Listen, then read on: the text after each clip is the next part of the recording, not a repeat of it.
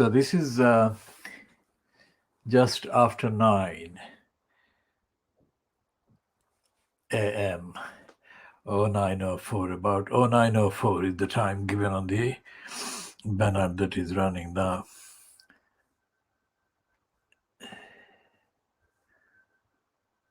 Thursday, the 11th of March 2021, and this is part 2 or part B of the KhoodeelaarTV channel being broadcast only online on the internet, not on satellite or on terrestrial platforms. And this Khoodeelaar campaign, KhoodeelaarTV channel, is being broadcast as part of the ongoing campaigns, analysis, and educational programs that are contained in the movement defending the community in the East End of London and defending the community from the East End of London.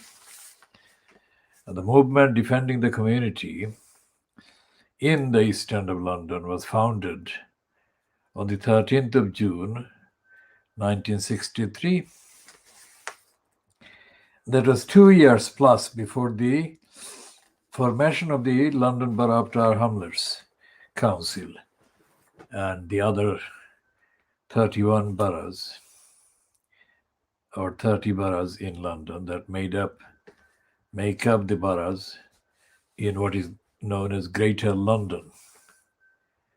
And there is a Greater London Assembly. Greater London Assembly is a kind of continuation of what until 1986 used to be called the Greater London Council, or GLC.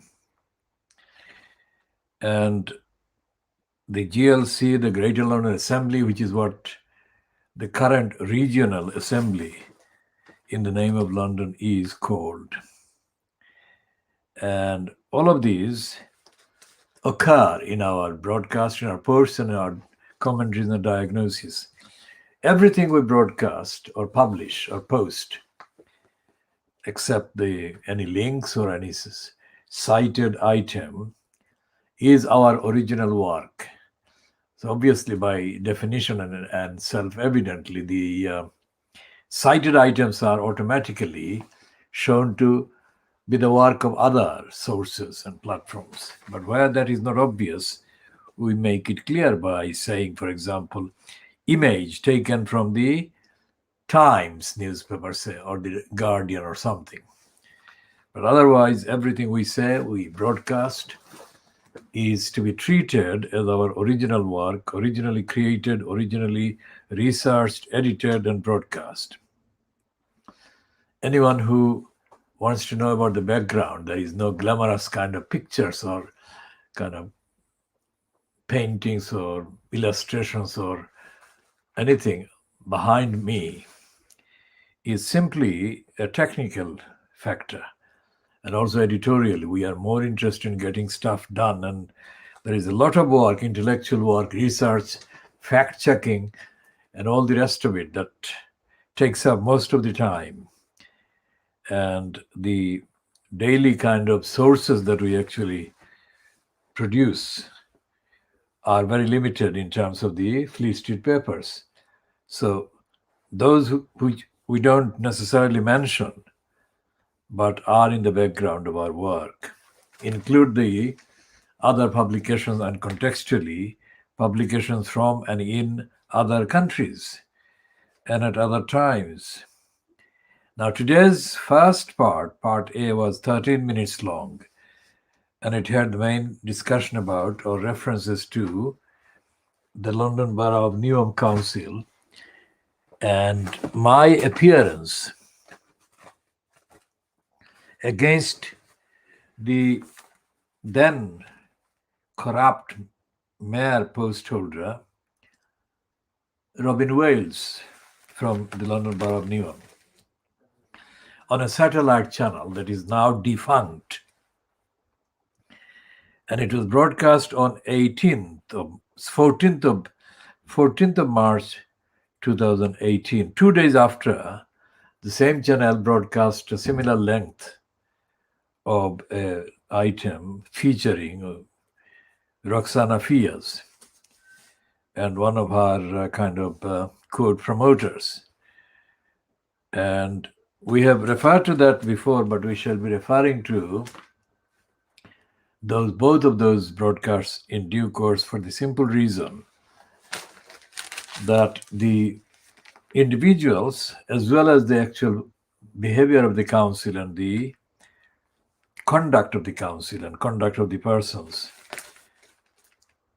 are in need of being kind of referred to anew, afresh, in view of their behavior and in view of the actual action or lack of action under the duties that the local council, Niwam Council, owes to the people in various parts of the borough with various needs that are all legally defined. Now, this is the item on yesterday's Guardian that we discussed in Part A. And this is the one that says, let's make it as close as possible and as legible and as readable. It says that true scale of the cash crisis facing councils. Now, this is dated Wednesday, the 10th of March, 2021. And this one is by Patrick Butler, who is described there as social policy editor. And it's the kind of main substance is claimed to be based on the National Audit Office.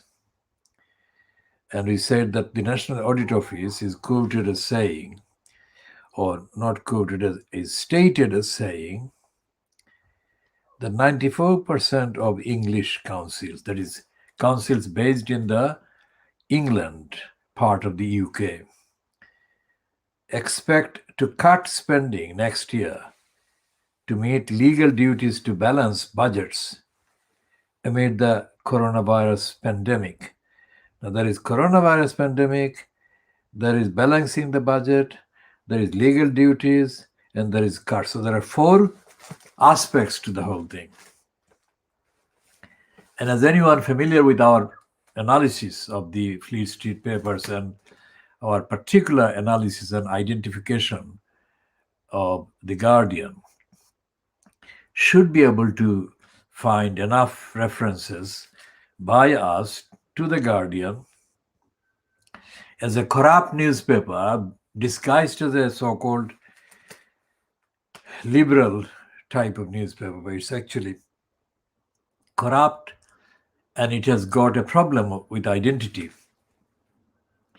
In that its main kind of claim is that it's not the Daily Mail, but it actually apes the Daily Mail's agenda more furiously and more frequently than it actually otherwise admits.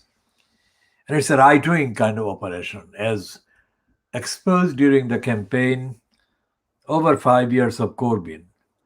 The Guardian attacked Corbyn throughout. And that attack was exactly the same kind of attacks that the Daily Mail and the Scum and the others, Daily Express, etc., carried out against Corbyn. And what is happening in this article?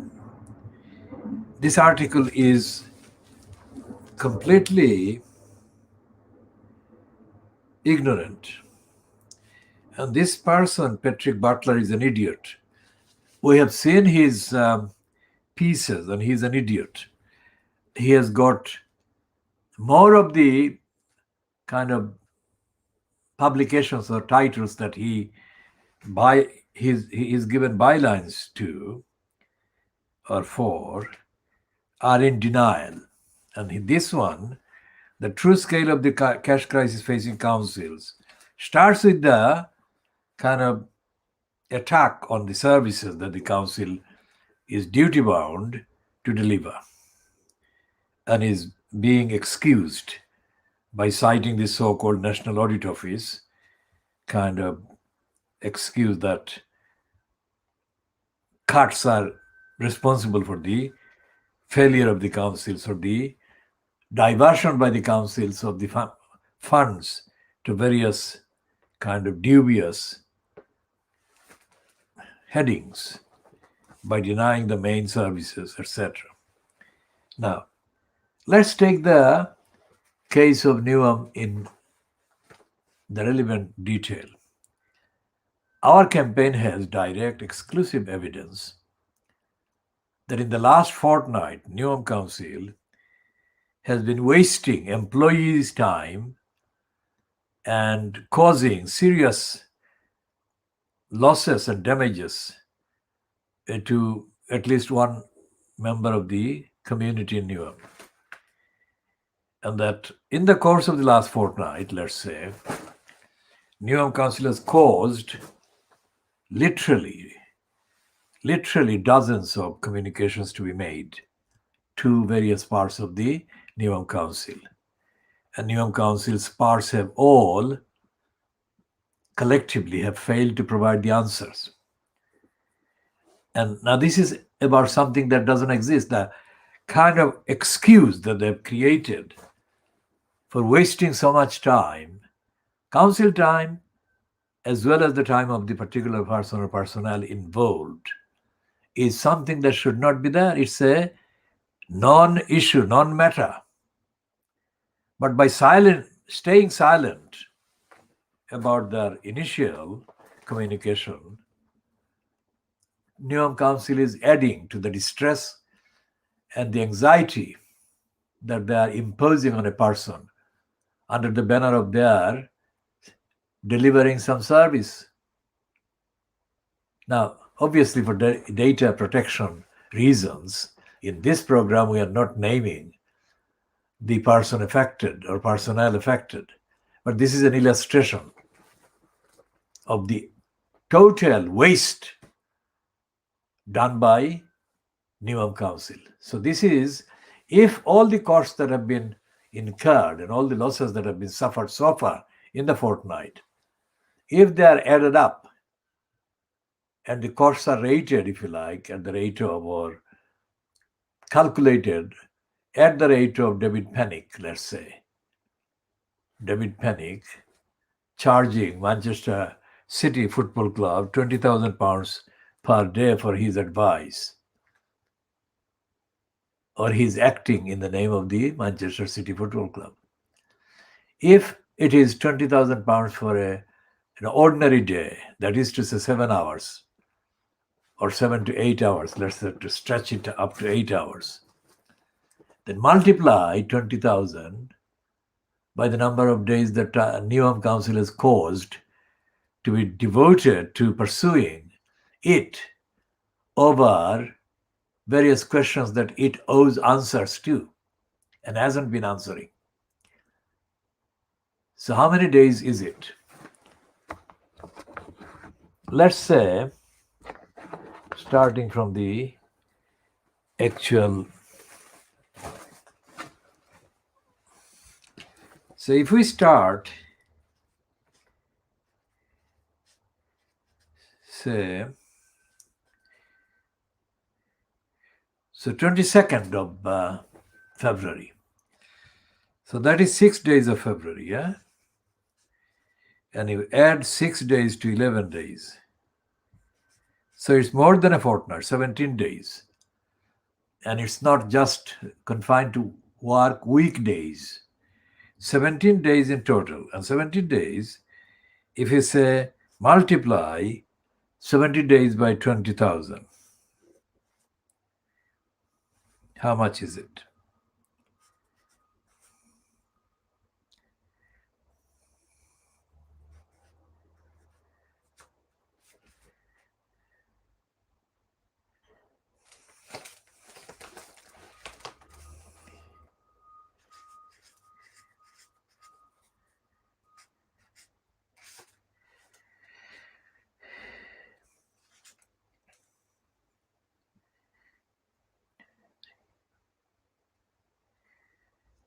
So it's, for 10 days it's £200,000, and add another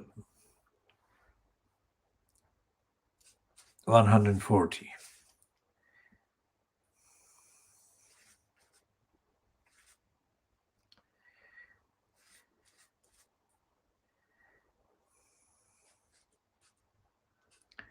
So 214,000 pounds, £250,000 at debit Pennick's rate, but the rate could go up and include other specialists and specialized experts and people and organizations. So it could be like anything between £214,000 to 200,000, £214,000 to £2 million because of the rate at which those expertise or experts can be kind of repaid for their time and their expertise, any range of knowledge and skills. That is what has been involved in here. And we are not giving the further names because of data protection reasons. But the essential lesson is that the Guardian is wrong. The Guardian is wrong, Patrick Butler is wrong, and the National Audit Office is wrong. And we shall, as I said in part A, we shall come back to a detailed examination of the National Audit Office's ignorance. Now, having said all of that about National Audit Office and the Guardian and Newham Council, let's say that the picture of the level of competence and level of accountability that comes across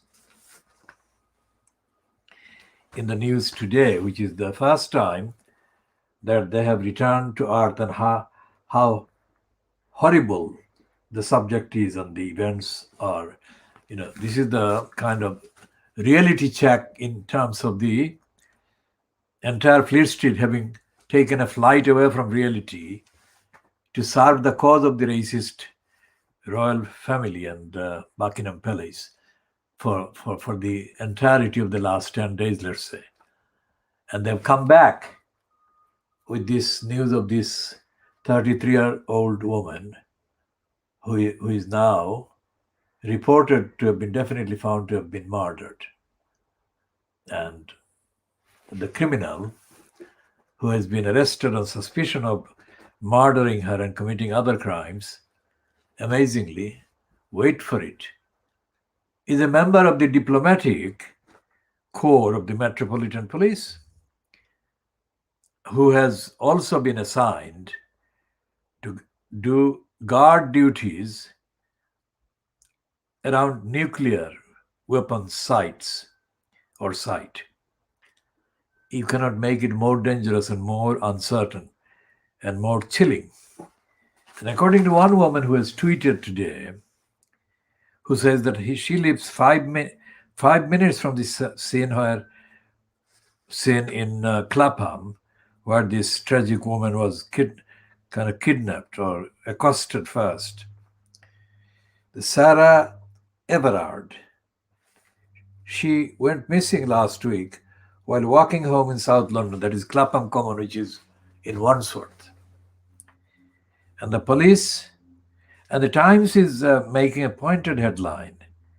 It's not all for police PR. It's the first line actually shows that the Times headline writer at least was not convinced that the police assurance should be accepted. It says, police insist women safe as remains discovered.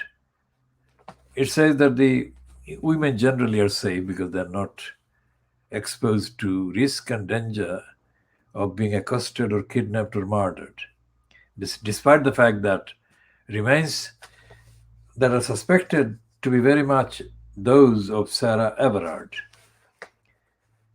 are discovered. And then the smaller heading says, officer held over suspected murder of executive. Now let's read this one a bit more. This is by three of them. Fiona Hamilton, crime editor, well, four of them. Fiona Hamilton, crime editor of the Times, and the John Simpson, David Brown, and Fariha Karim. Dame Cressida Dick, Britain's most senior police officer, tried last night to reassure women they were safe walking the streets after one of her officers was arrested on suspicion of murdering the marketing manager Sarah Everard. That's a contradictory item of news or assertion. And what I am pointing to with this one is that, like Boris Johnson, who is a fronter of the cabal that is dysfunctioning and dishonest, of course, he's personally dishonest, as is every single member of his cabinet currently on display is. The central government in the UK is fronted by a dishonest person or a dishonest cabal, incompetent, dysfunctioning, and dishonest. Now, in addition to that, there are kind of racism, because in the last 48 hours, Johnson has craftily kind of sidled up in terms of a narrative very near Brenda, that is also known as Queen Elizabeth II. He has done that by saying that he has the most respect and admiration for Brenda, but he doesn't, because as the facts show, during the months before the 2019 so-called election,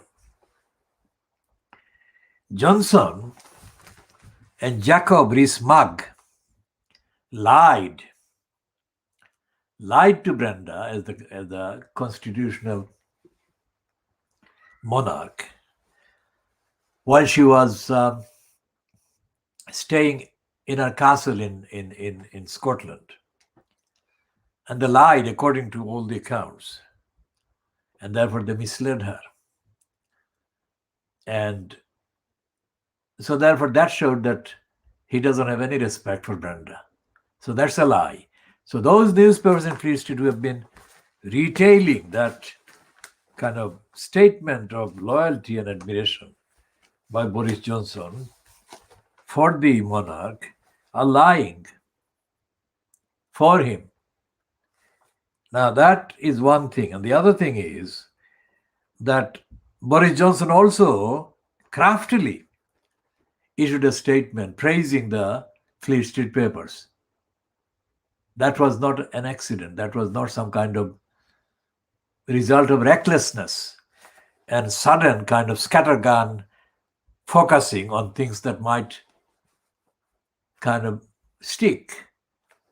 As Sputnik has said, attributing a quote or a statement by Muhammad Akhunji. Akhunji being the licensed law trader who has been seen in the public kind of domain in the name of Shamima Begum or her family. So we'll go back to Boris Johnson and expose his lie, his racist lie. And how does he craftily cover up that lie? He issues a statement within hours of it being confirmed that the interview with Oprah Winfrey given by Meghan Markle and Harry contained references to very serious racist discrimination, bullying, and harassment against Meghan. And what Boris Johnson does, he's not mentioned, he's not anywhere near anything to do with the interview. And yet he suddenly appears as if holding on to the tail of Brenda, also known as Queen Elizabeth II, and saying that no, there was no racism. Because what Meghan and Harry have been subjected to over the last 2 years is a persistent, poisonous, racistly motivated, racistly conducted campaign of harassment to hound Meghan Markle out of the UK and out of the royal family, to separate them, to have them ditched by the others in the royal family, and to have them kind of made so discredited that they would have no legitimate sense of security or safety or being at home or feeling at home in the UK. That is the truth. And what Boris Johnson has done, instead of saying that, oh, no, no, there was no racism, he says that he defends the press and he thinks that the press is not racist. Now, that is blatantly wrong and untrue and untruthful. And that itself is racist. The timing and the actual fact of his even daring to issue that denial is itself racist. Now, that is bad. But the bad is made worse, even worse, by the various subsidiary liars that have now cottoned on and are now kind of hanging on to the kind of narrative that is designed to salvage designed to salvage the image of the so-called royal family that is fronted by Brenda, also known as Elizabeth II. And here is a white man. And not only is he a white man, he is also notorious as a self-confessed former member of the Communist Party of Britain, who has now become a paid kind of slave, mental slave, serving as an agent for the right wing, very anti-communist right wing, Rupert Murdoch as a columnist in the Times or as a commentator in the Times. And the headline to his piece today, Times, page 25, the Times of Thursday, the 11th of March, 2021. The headline says, there is no hard evidence of royal racism. There is no such thing as royal racism, and there is no such thing as hard evidence. What there is continuous, constant, undeniable evidence, as experienced by the victims of racism, that racism rules everything in Britain.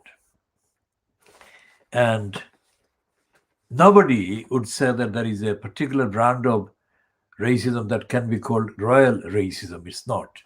It's racism, full stop. So let's look at Aranovich defending the racists in the royal family, or the racists, let's say, full stop. I'm not a great one for duchesses. Who gives a what, whether he is or not? As Robbie Burns wrote of deference to lords.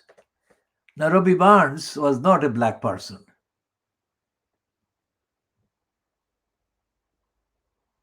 And Robbie Burns could not be cited as anything to do with what is racism and what is not, because he was a white man.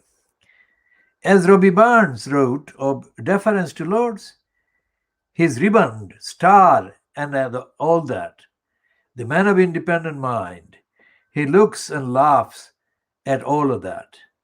And when that man wants genuine, real-life family drama, he listens to the Archers. Nor am I persuaded that this latest demarche is some great existential crisis for the royal family, reckoning that if you can survive Prince Andrew, you can survive anything. Now, all of that is completely irrelevant. And all of that is completely untrue. Because racism has nothing to do with the House of Peers and the corruption in making people House of Peers members. Racism is all over the place, and racism is the main driving force behind most of the decisions about society and individually, and racism is the dominant factor. And as I have been saying, racism also is the Brexit. I mean, I don't need to repeat the things because they can be checked on the record of what I've already said on the video and the broadcasts, and also have been publishing for a very long time. Now, he then says,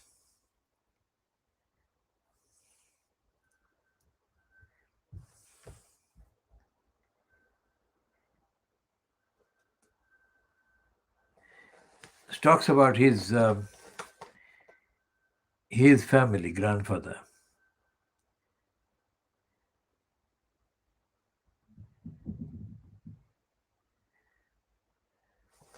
So he says about his maternal grandfather, an army officer whom I only met once. He said he met David Aranovich, had a derogatory word for just about every nationality and color other than his own, all of which he deployed with an imperial sense of national and racial superiority. He is admitting his own grandfather. This included describing my father, that is, the man described his own son, as a hairy Jewish gorilla. That was some time ago now, but maybe some of that survives at rarefied heights. Or perhaps instead we could speculate that the original comment came from someone actually hoping for a child who was noticeably darker on the basis of it demonstrating in the princely flesh the royals' investment in diversity. My own mother, as militant and anti racist as you can imagine, might easily have said something like that. And after all, what on earth would be the point of expressing concern about the color of a baby who will be born in any case? But just as one side makes the assumption that this accusation is dynamite, suggesting an institution in desperate need of re education, the other asserts that it is all a lie concocted to wound our hard-working, dutiful royals.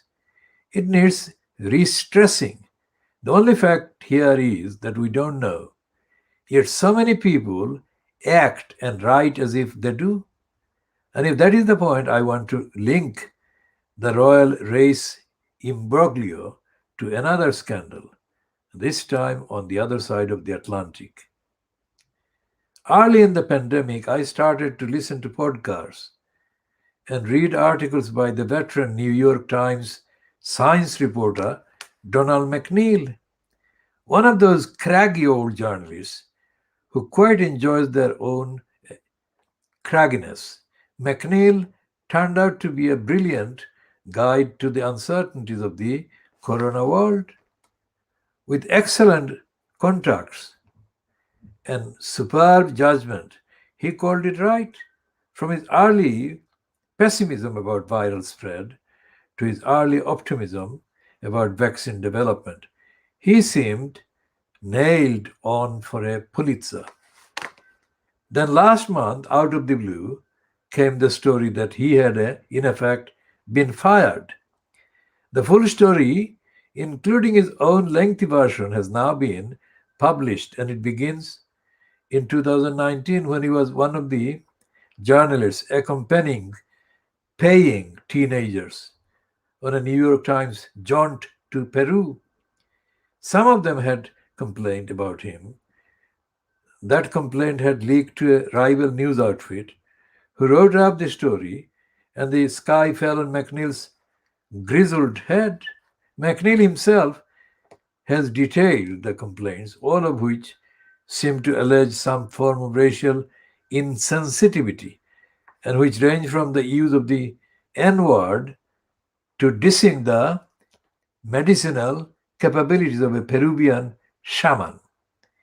No one disputes that he had used the N word in a discussion about racism, because a friend of one of the participants had got into terrible trouble for using it herself. When it was demanded of him by his management that he apologize, he did so, writing that originally I thought the context in which I used this ugly word could be defended. I now realize that it cannot. It is deeply offensive and hurtful. Not enough. The balloon went up among some of his colleagues, over 150 of whom dismissed the management defense that McNeil had no racist intention. Intention, they wrote, is irrelevant. They were outraged and in pain, they said, because we have given a prominent platform a critical beat covering a pandemic disproportionately affecting people of color, to someone who chose to use language that is offensive and unacceptable by any newsroom standards. Now, the whole piece, this racist is writing in effect a defense of another racist. And the headline is that the royal family are not racist. Look at that. Think about this. The whole piece is mainly dedicated to a defense of a racist in America. And he's now saying, he's calling it, the royal family is not racist. What does he know? He is of Russian Jewish origin. So he's not black. And he's not a victim of racism, nor has any of his family been a victim of racism. And yet, he is writing in the Times that the royal family is not racist. What does he know? That is racist. The fact that he is even allowed that heading and that piece is itself an act of racism. By the Times, and they are looking all over the place for all kinds of excuses to justify the racism of the Palace and of the rest of the family of Brandas. Now, we shall come to that and the other papers today about the racism suffered by Meghan.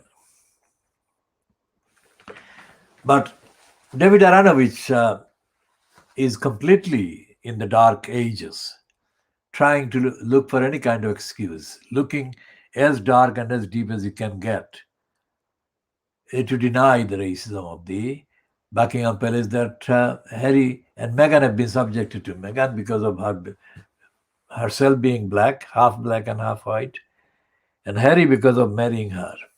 That is what the main problem was about, because Wills had said at the prompting of Kate Middleton that Harry shouldn't marry or get close to Meghan Markle early on. And that was the beginning of the racist origin of the problem that the royal family has allowed to come to this stage by its own racism and racist denial. Now, the Fleet Street paper, what is the one that is the other one that I've already looked at today and seen? Because apart from David Aaronovitch in the Times, so-called, there is a tabloid paper in which, the Daily Mail also has got a similar white man denying that the royals were racist or could be even racist. Yes, that's Glover, Stephen Glover in the Daily Mail.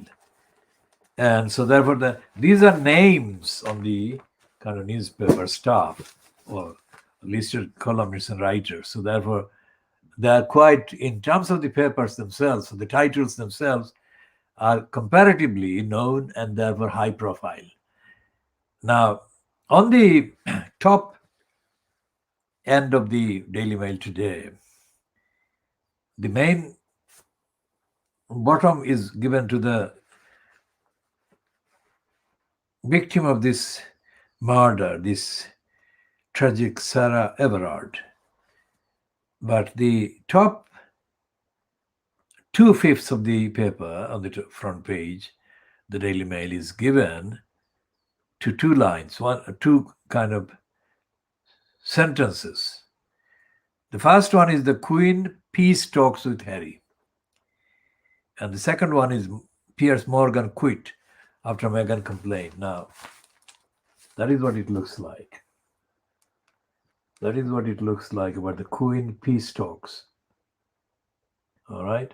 Now, if the Queen is now reportedly having peace talks with Harry, then it is again another vindication of what we have been saying, that Fleet Street saying that Brenda, that is the Queen, would not even watch that program was a very calm and chillingly kind of intended lie, and a racist lie at that. Because Immediately after the coverage by press and the rest of the media of the contents of the interview, Brenda was reported to have already backtracked and began to kind of reluctantly, but on the facts, in fact, on the facts, admit that there were concerning issues. And as we discussed yesterday, she said that allegation of racism is concerning, but that she will deal with those in private. That is the contradiction I discussed at length yesterday.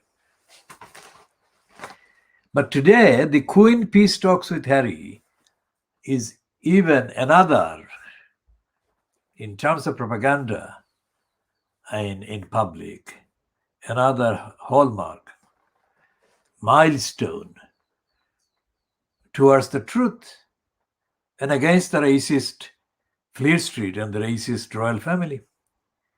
Because as I said yesterday, and as other people must have said similar things, not necessarily the same things exactly as I said, but similar things, that far from the royal family being the kind of at the moral high ground, this whole mention of the fact that Meghan was hounded and harassed by racists variously was going to destroy the royal family's integrity and image.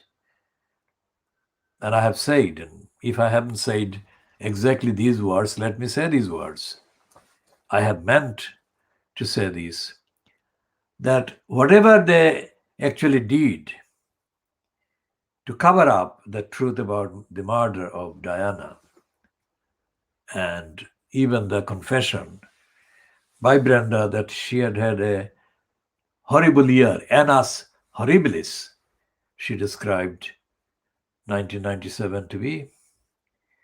Whatever she did and whatever her courtiers and others did, they did on the assumption that the royal family as a brand would survive the chilly, cruel, harassing behavior they had shown towards Diana. Now that is, in the world context today, that is peanuts in terms of the challenge and in terms of the problems faced by the family of Brendas following the murder of Diana and Dodi Fayed. Because the Oprah Winfrey interview, according to one study, has been seen, one viewing data has been seen by more than 50 million people worldwide. Now 50 million people is nearer the total population of the UK. And 50 million is a lot of people watching a television program because of the internet and other kind of alternatives to the television format. Viewing figures like 50 million for one particular episode or one particular event is quite high. Looking at the viewing figures for some of the most kind of promoted and kind of quote popular series or plays, 50 million by any standard is very, very significant number of people watching, number one. Number two is that in Asia and Africa, where all the so-called former Commonwealth countries, that is to say, the British Empire countries are based, the royal family is treated as a kind of template on many things, and as a standard bearer, as a kind of barometer.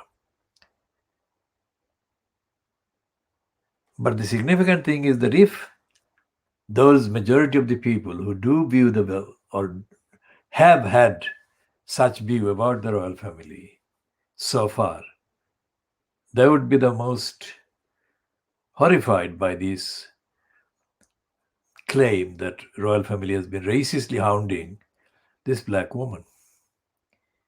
And the royal family's status would like drop from 100, let's say, on a scale of 100, it would drop like -3 or something. That is how bad it has been. But the likes of Stephen Glover and the stupid racist David Aronovich are incapable intellectually to come to any conclusion that shows that they are racist or that the world is not prepared to put up with racism in the way that they think they have been used to.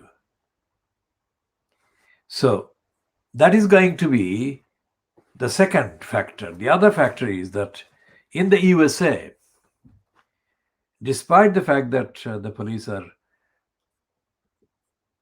regularly shooting dead black men and continuing to behave in racist ways against black people, because of the population, because of the actual direct history of slavery, and because of the various unavoidable and necessary actions against racism that are being kind of built across the USA, and Oprah Winfrey being treated as a very significant part of those anti-racist institutional and other kind of activities and behavior.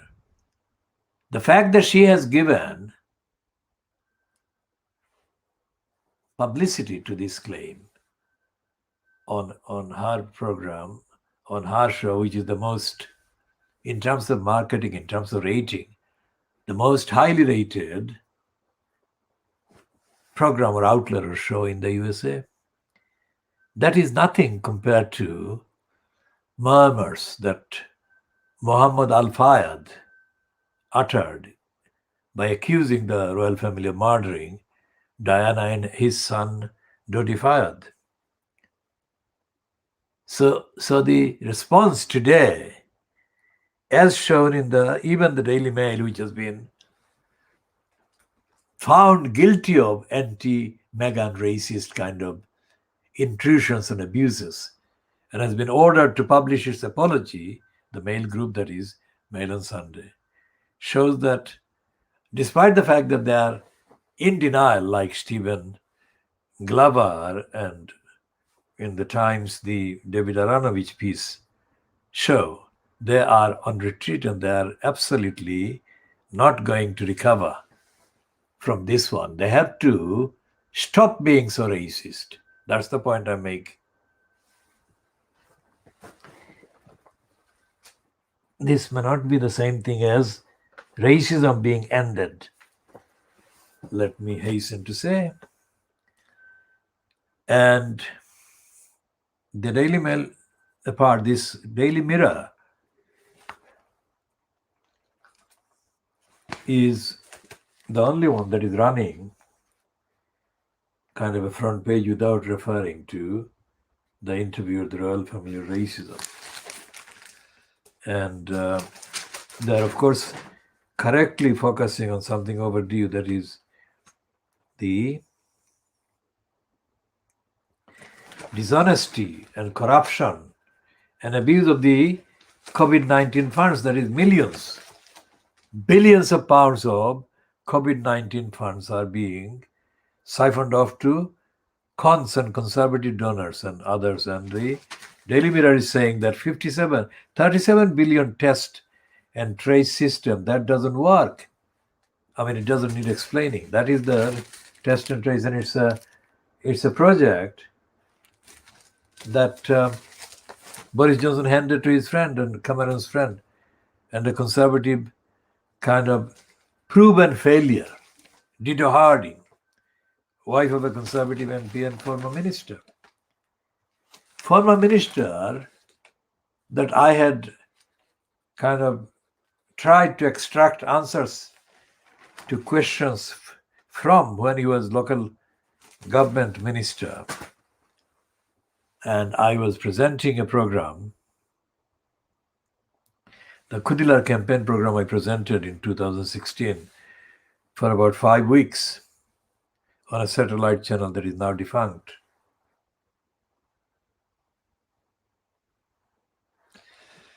And I had asked questions about the 2 commissioners that Eric Pickles had appointed, and the commissioners' end of tenure in 2016. And I found that I was communicating to a number of serial dead people in the communities and local government department. Now, this phrase, dead people, applies to all the local councils, applies to all the central government departments, applies to all the parliamentary committees and so on. Anyone watching this and wondering what on earth is this program about needs to be reminded what this is about. This is original, world exclusive investigation into Fleet Street. Now, Fleet Street is not just about, the investigation is not just about the contents of Fleet Street newspapers, but their origins, the sources, the links, and the narratives and the agenda that they represent, which takes us into the workings or lack of working of the government departments, of elected MPs and elected councillors and parliament and everything else, and including the behavior of the corrupt bureaucracy called the judiciary and the institutions like the University of Oxford and Cambridge. And so this is the original place where all the investigative findings are compressed into a talk or a lecture that, depending on the time and the other factors around the thing that you cannot see, lasts either 30 minutes or 10 minutes or lasts up to 2 hours and 22 minutes, which happened in the last program yesterday, I think, or the first program. The first program, I think, yesterday, there was broadcast shortly after 10 o'clock. And it had about 15,000 words in my speech. So what I broadcast every week, if put together in a written form, in a kind of text form, it would be like every week I'm publishing on this channel a full-length book. And this is original and investigative and world exclusive, because no one else is doing anything like this. They will not be able to do anything like this. And I have yet to see or hear any evidence that anyone else is doing anything like this. Because I'm a journalist maintaining the highest standard of journalism. I'm an investigator, I'm a constitutional law activist and campaigner, I'm a demographer, I'm an economist, I'm a social scientist and a campaigns organizer, and I'm a poet and a translator, and I'm a particular translator of the rebel poet Qazi Nazrul Islam. And I am, in the context of all of this, as it said on the first banner, top banner, I am the 4th generation male descendant of the spiritual leader, philanthropist, educationist, and world traveler. I didn't put the world because there is a limit to the number of words that you can put on the banner. So world traveler, Bed Shah, or Shah Abdul Ali, who lived mainly in the 19th century.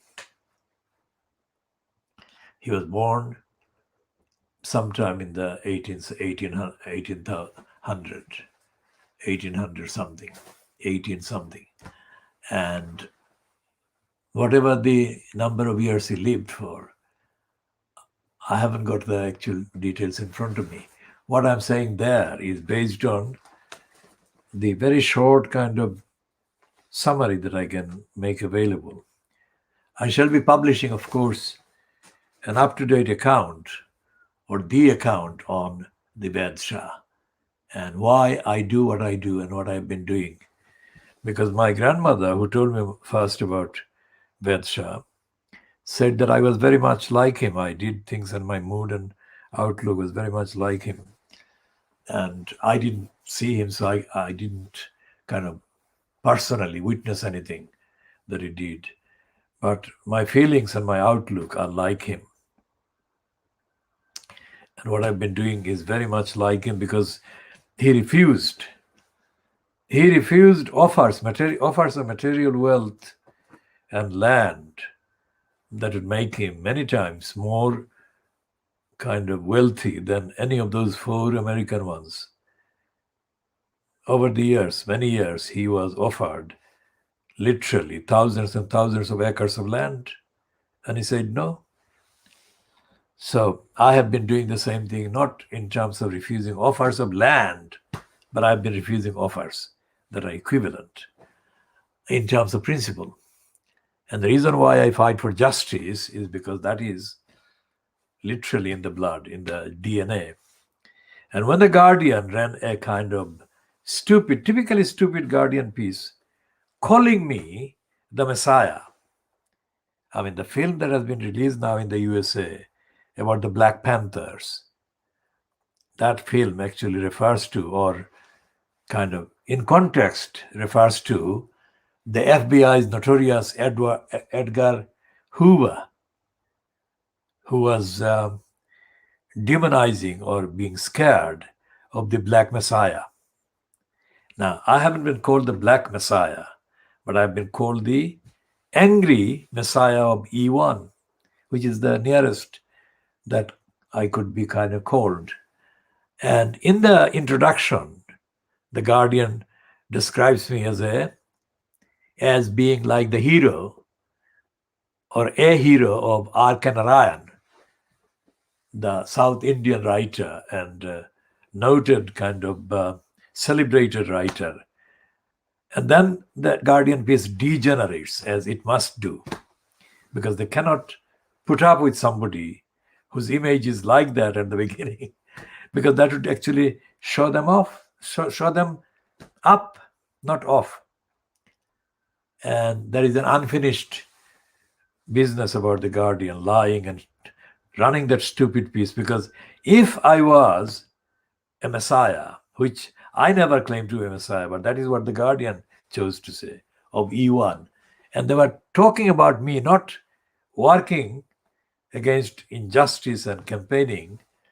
Essentially, in the E1 at the time, I was campaigning in Newham against the racist head teacher at the school that was called the Stratford School, not far from the Stratford School. And it had a complex kind of composition, because although it was in Newham, it was one of those conservative creations in terms of governance. It was a grant-maintained school, and the grant-maintained school was opposed by the Newham local council, which is and was controlled by the Labour Party. And my involvement began or was triggered by the appearance in the London Evening Standard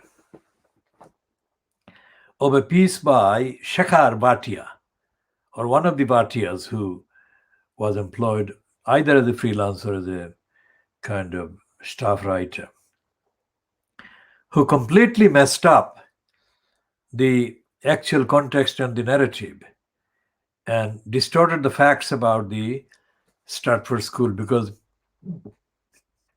at that time, that is January 1992, the parents that were embattled against the head teacher, Anne Snelling, at that time, were demanding the right to be treated as governors, which Anne Snelling refused to do because of her racism, because the majority of the governors were not white, because of the children were not white. So they were representative. The parents were representative of the kind of demography of the school, the population of the school.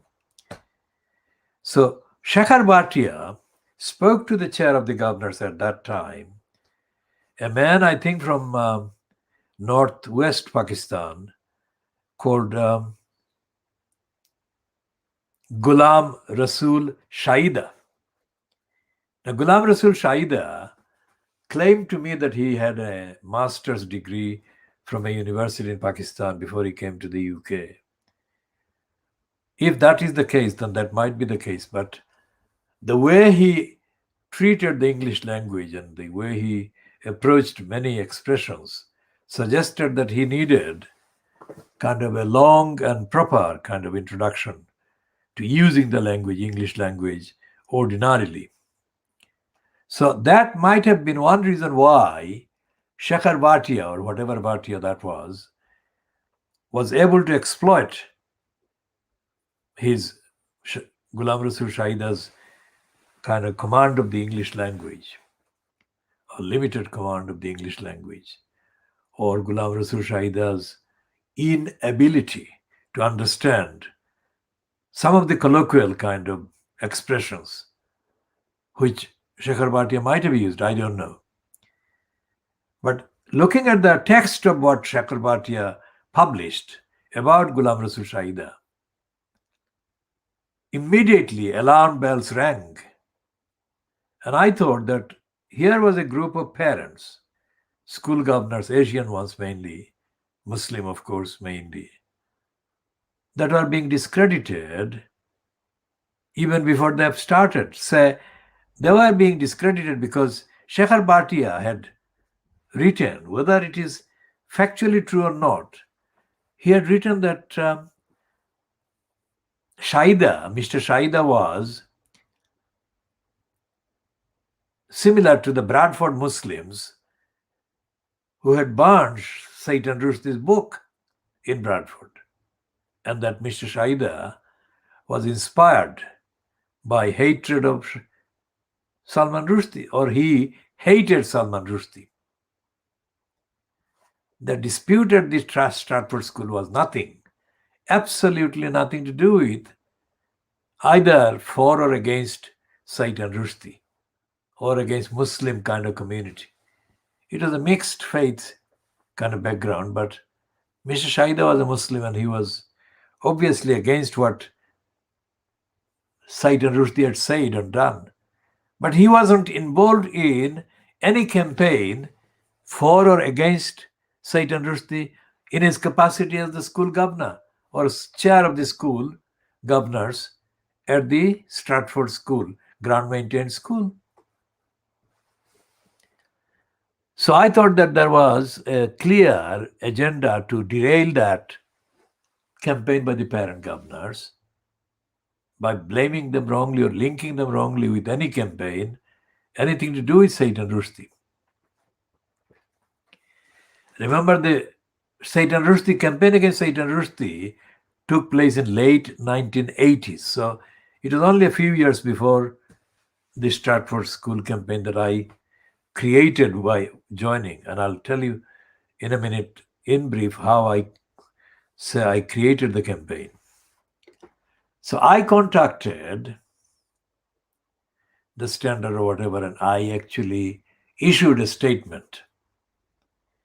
I contacted Shahida or I contacted somebody, and I issued a statement in my capacity as the secretary of the London Collective of Black Governors, Black including African and Asian background people as well. And whatever I said was to, first of all, reject everything that the Evening Standard had said, and also go on to attack the wrong things that Anne Snelling had said and done.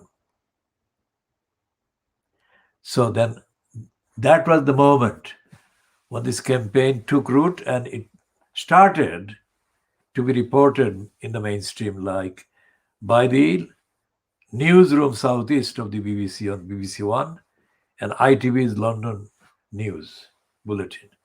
And once everything I said had a reporter, started getting reported on these two television channels, the Fleet Street also began to follow suit. And it was the day, it was the time, it was the period, is the era of fax machines, not internet and not Twitter or a blog or website. it was still the era of fax machines. And I had communications, regular communications, almost on a daily basis for a number of weeks, which is a long time in a campaign that was getting such high profile in London, in the London television, mainly London television news outlets. I had regular daily contacts and communications with the following. Not not initiated by me, but I had contacts. So therefore, it meant that I was receiving lots more kind of requests for interviews, whatever, than I was making requests to say something. And I had contacts from Alistair McCall, who was a reporter on the Daily Telegraph. And it was McCall's time. When McCall was doing that, Max Hastings was editing the Daily Telegraph, which is called, where he was called Max Hitler Hastings. And from the Times newspaper, I was getting calls and communications from a reporter who is no longer with the Times now, but he was similarly as frequent as Alistair McCall. And from the BBC newsroom, I was getting more approaches from Alison Jacks than anybody else. But these are things that happened about 29 years ago. And I'm not looking at any records, I'm just speaking from memory. The point is that Fleet Street and the BBC and the ITV have never been kind of staffed by well-informed, enlightened journalists. And all of them have been in denial of racism, and all of them have been on the side of the racists. And the number of times that I spoke to Alistair McCall and the others on the telephone would have been hundreds of times, which is a lot of work, which is a lot of times. And on every single component of the fact, everything I said was vindicated, has been vindicated, and will continue to be vindicated. So this is a significant engagement that I had over January, February, March, April, May. So 5 months. 5 months of engagement. And if, let's say, just to translate to the idea of the costs and damages and whatever, if the Newham Council, which has been causing a lot of waste of time and still not answering questions that are legitimate and absolutely based on the facts of their conduct, that is, I have said, worth in David Pennick's kind of terms or rates, £250,000 or whatever. And what I did at the Stratford School would be worth £1 billion if you look at all the ramifications and all the issues and all the details that have been examined and kind of diagnosed and brought up to date. Every aspect of so-called education, every aspect of so-called governorship and democracy and accountability, every aspect of migration, every aspect of imperialism, every aspect of brainwashing, and every aspect of discrimination, denial, and obstruction to access. Everything has had to be dealt with in order to rebut the accusation by the head teacher and Snelling and the Department for Education, so-called, where Kenneth Clarke was the Secretary of State. And it was, of course, John Major's government.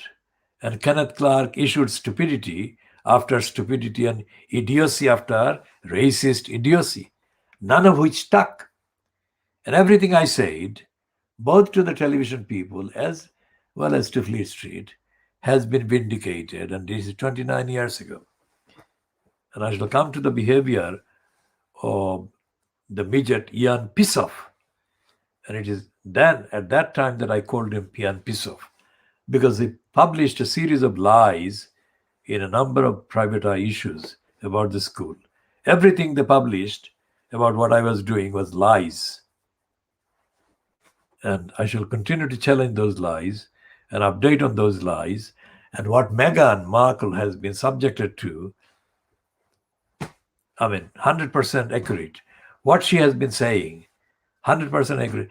She was not going to be tolerated by the racist status quo. No way. Not inside the palace and not by and among the servile Fleet Street, racist Fleet Street. They will never accept her.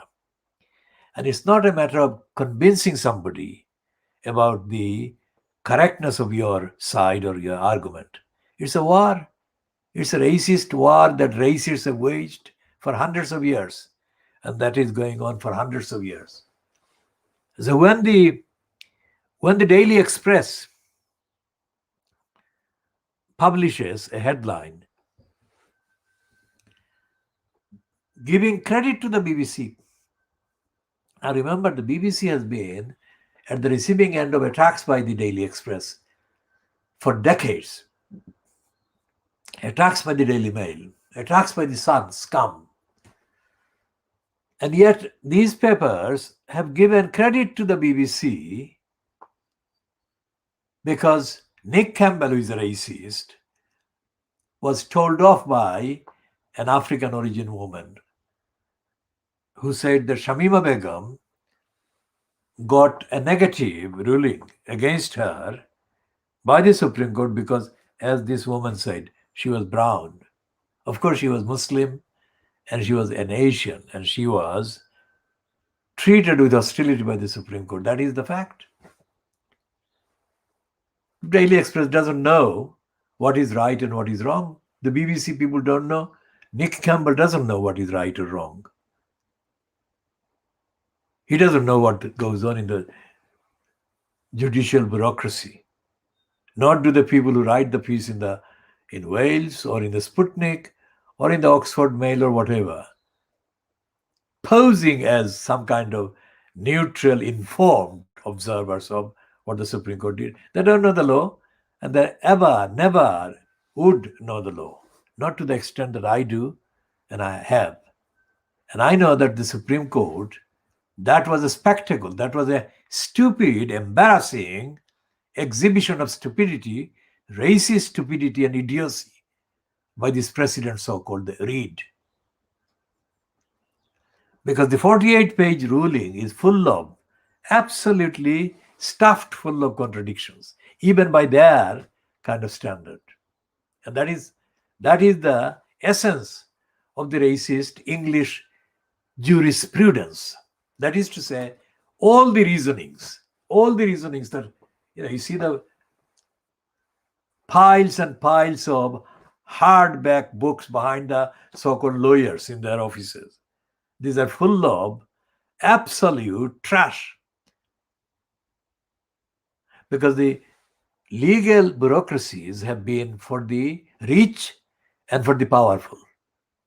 They have not been objective, and they have not been delivering justice, and they have not been delivering fair access to justice, because they are not about justice. Okay. So the Daily Mirror makes a change today about talking about Boris Johnson and not about, again,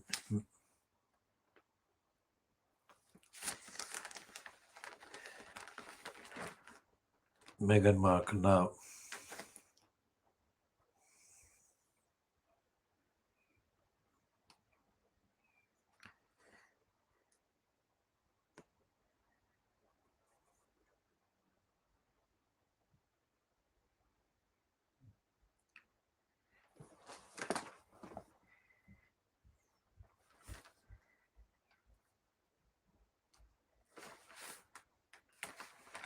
Now there is in the Mirror on page 6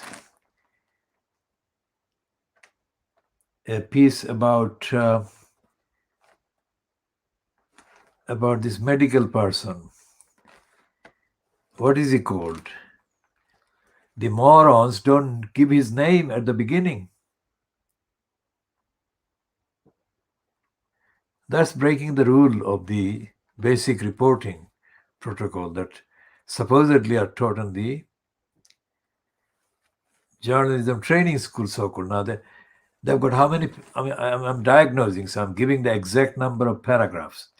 1, 2, 3, 4, 5, 6, 7, 8, 9. So in the main piece, they've got 9 paragraphs. And only on the 8th paragraph do they name the person this piece is about. They're saying that it's the chief medical officer, Professor Chris Whitty. They make you go to the 8th paragraph to know who they're talking about. Anyway, the Chris Whitty has been already reported saying the same thing before, or similar things about the foolishness of lifting the lockdown. And he's saying that the Kent variant of the virus is deadlier than older COVIDs, which is very important. But that shows up the stupidity of the journalism that the Daily Mirror does. And the Daily Mirror is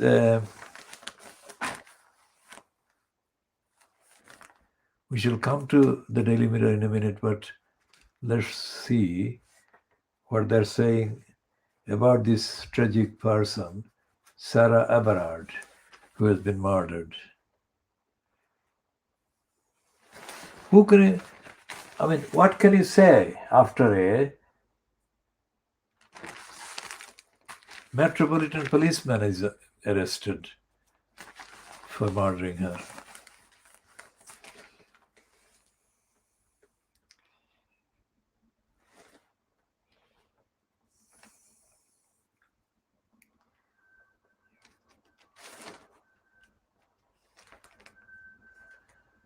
And the Daily Mirror is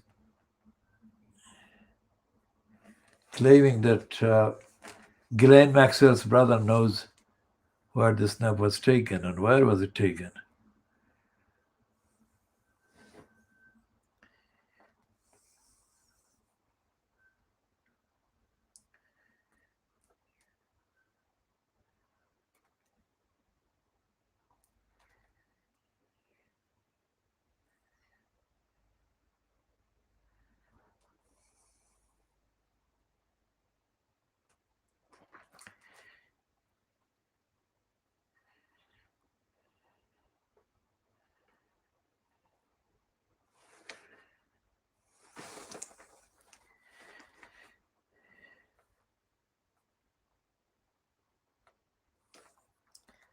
And the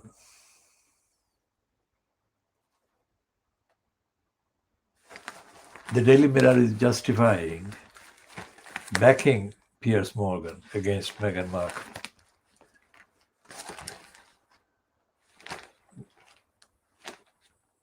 And the piece is by Paul Routledge, who says that Piers Morgan is brutal in his outbursts, but his instincts are mainly sound.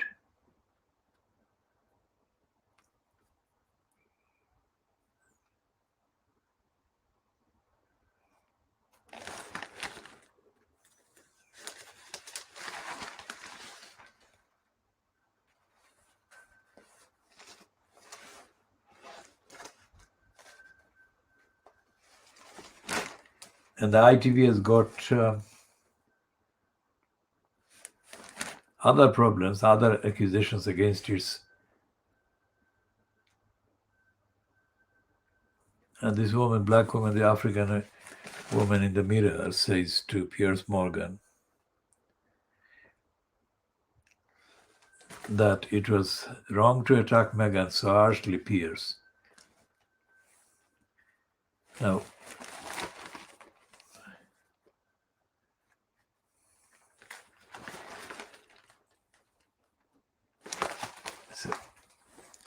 So we shall go back to Tower Hamlets Council and Newham Council, and we shall continue on the National Audit Office report about the claim in the Guardian yesterday that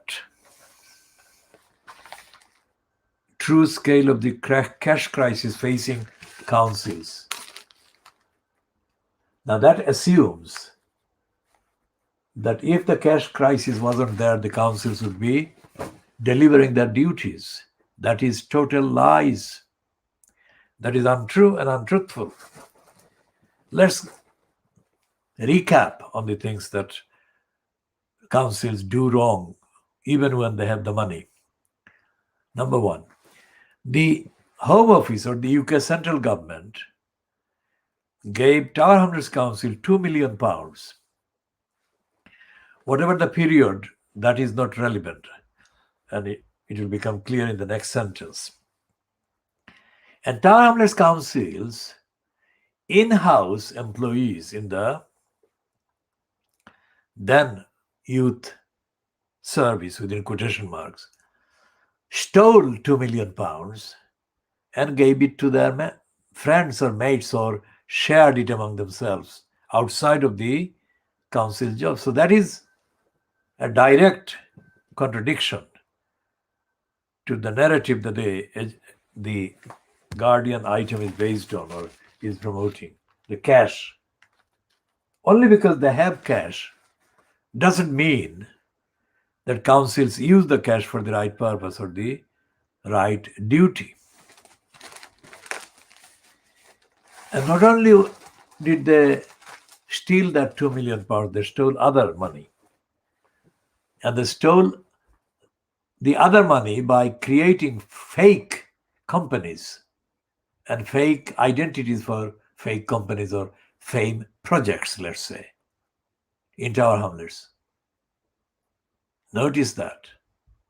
So when you read this, or when you hear about councils failing to do their job because they haven't got enough central government funding, think about what Tower Hamlets Council's in-house, that is employed as council staff in the youth disservice. Disservice is my word, not their word. Disservice is based on the disservice that they did instead of service.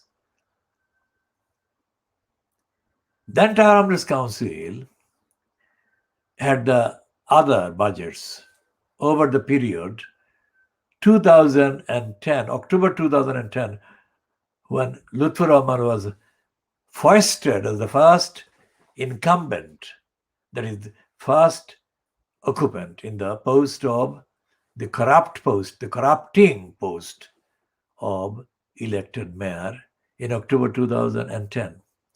And 2010 was the year, the calendar year, when these children would have been 10 years old, these Shamima Begum and the other two girls with her, and whatever the age of the other fourth girl who went to Syria in 2014, maybe a year older or younger. That remains subject to be checked. Essentially, these children were 10 years old.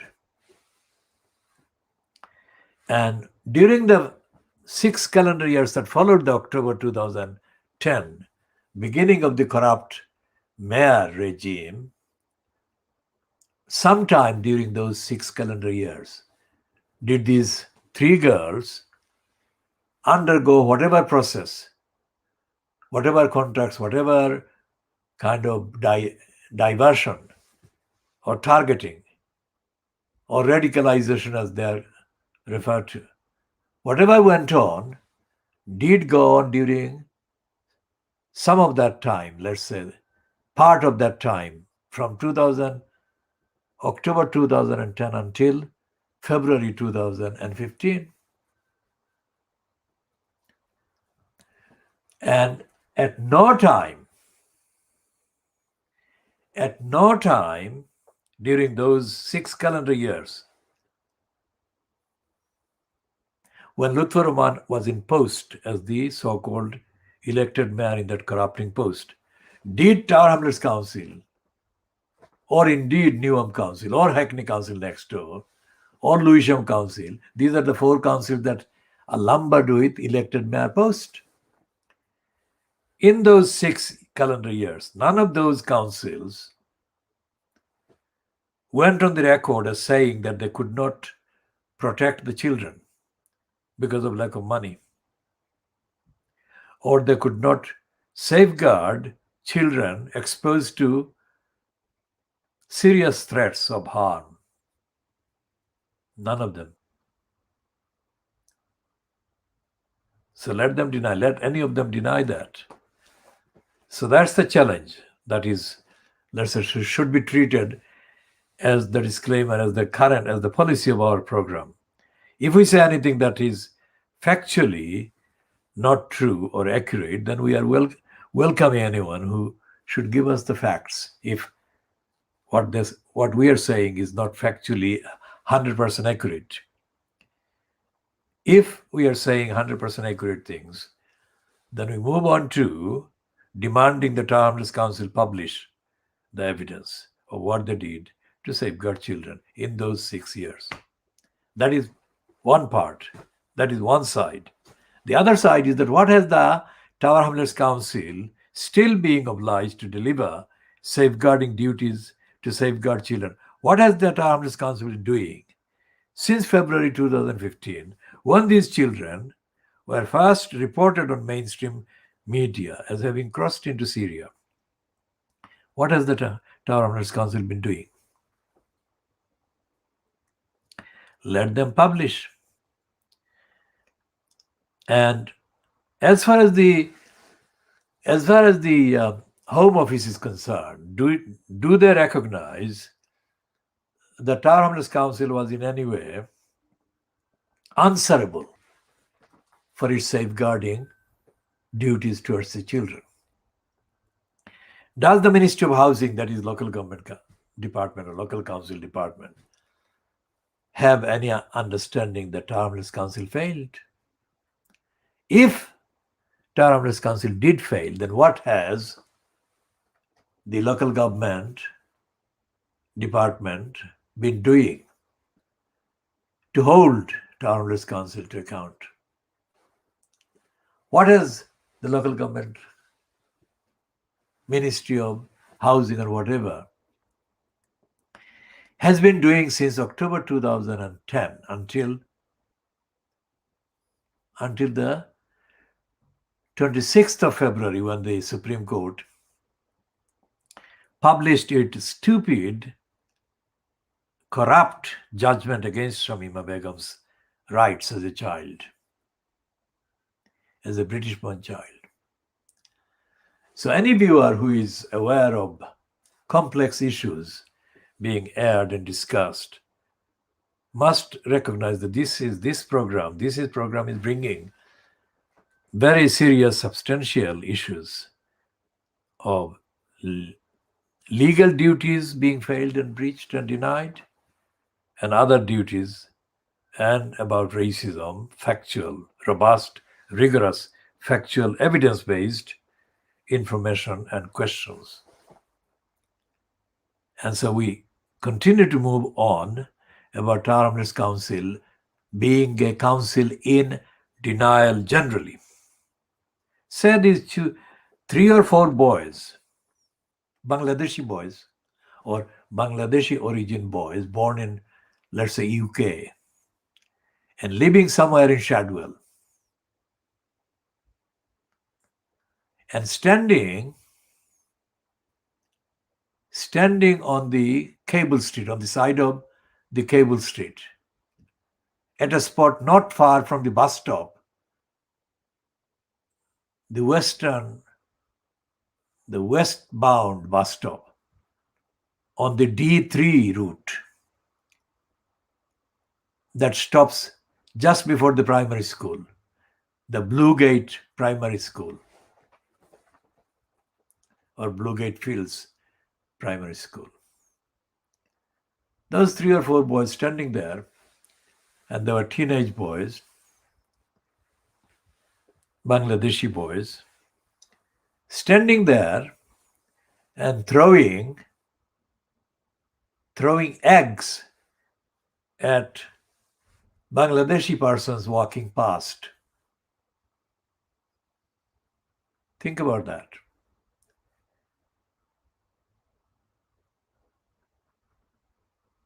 Why would they throw eggs at anyone, whatever their ethnic origin? And then one of the men that they had thrown eggs at went to ask them why they were doing that. These Bangladeshi boys or Bangladeshi origin boys, one of them said that they thought that this man was a Pakistani. I mean, quite why they thought that was one thing, but even if the person was Pakistani or Indian or from another background, why would they think that it was okay for them to attack that person with eggs or anything, or have any issue with the person passing by? That is, in a nutshell, one example out of literally hundreds that take place every kind of month in Tower Hamlets. Now, these are criminally active Bangladeshi children, criminally active. Okay, they are not active in the way that could be described as kind of radicalized terrorist or whatever, but they were doing criminal acts. And they could have really caused serious damage to the person or persons they were throwing the eggs at. Why were they doing that? And who in Tower Hamlets Council was responsible for their behavior, these children's behavior? Number one. Number two, who in Tower Hamlets Council thought that any kind of criminal activities by, let's generally call underage children in Tower Hamlets on all kinds of estates and all kinds of parts, that it was okay? And number three, did anyone in the council think that these children were destroying their own future, or at least most of the children behaving in that way were not doing any favors to their own future? So these are the kinds of questions that we are putting as part of the campaign for justice for Shamima Begum, and this is evidence. We are not naming the children, and we are not giving any particular details that could identify them in public. But they are not the only ones doing this. They are only numerically a sample of other children doing the same kind of thing. Remember the migrants? Remember the children drowning in the channel, English channel, French channel, whatever, while trying to cross into England for a better life, out of starvation, out of famine, out of genocide and massacres back in their countries of origins in the two continents, Africa and Asia.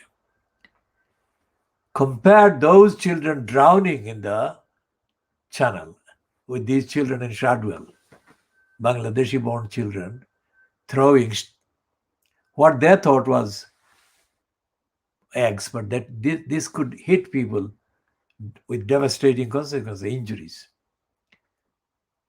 And the distress was undeniable. So who told them to do that? And what mindset was it that allowed them to do that at the time or similar, along the same time when children of their age were dying in the English Channel in their bid to come for a better future? Is that the kind of future that they were coming to?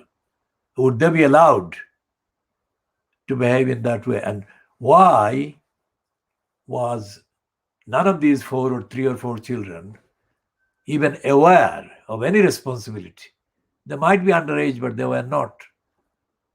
They were not imbeciles, and they were not incapable of basic rational conversation and concepts. Who allowed them to be in that mindset, in that position? What did the schools do? What did the councils do? And what did their parents do?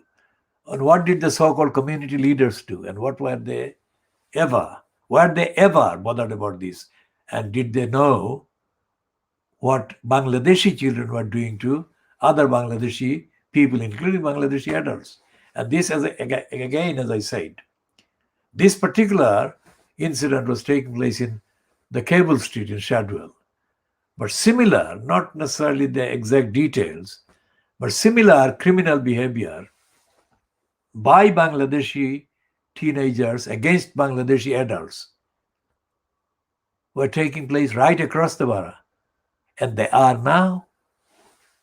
Okay, because of the lockdown, the numbers of incidents may be different, but similar things are happening.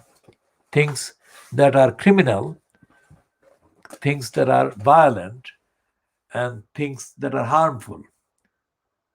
And who gave them the kind of idea that they could do that and get away with this? That they do that and it could not have any consequence on other people or on themselves.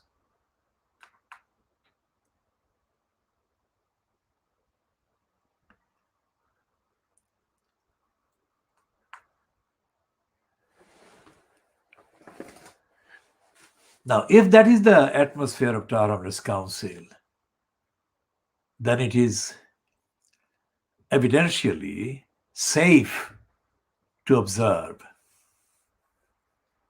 that the council was not being operated to look out for that kind of behavior and to address the behavior.